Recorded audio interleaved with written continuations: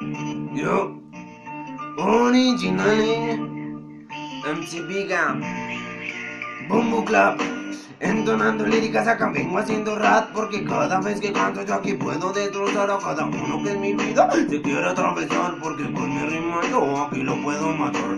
Con mi lápiz, mi papel yo puedo hacer mis poemas y con mi hip hop le arranco todas las cadenas. Muchas personas me critican por ser rapero, que porque mi música es música banañero. Mi corazón, mi sol, mi mente tiene tatuado el rap, no me importa el lugar, se lo puedo demostrar a cada uno de aquellos que me piensan criticar. Esto es lo que les digo y aquí les voy a dejar.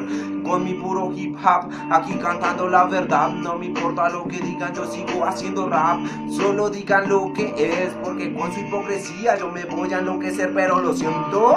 Esta es mi gran cultura, cada vez que yo les canto con estructura de la pura. Y no me voy a rendir, porque viene a criticarme un gran hijo de puta. Por eso es que yo aquí sigo cantando, porque así como me caigo yo aquí me estoy levantando. Y en esta canción yo aquí estoy demostrando, y es que por su culpa muchos me han intimidado.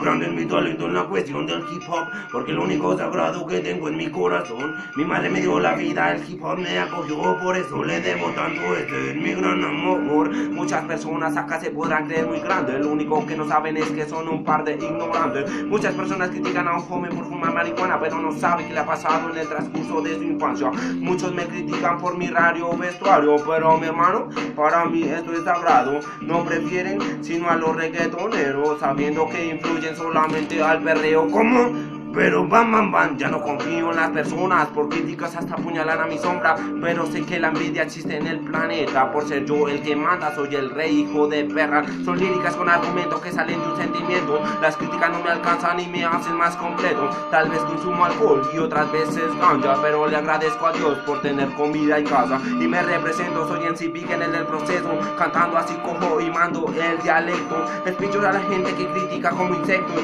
y cuando me hablan de hip hop yo les saco el reglamento.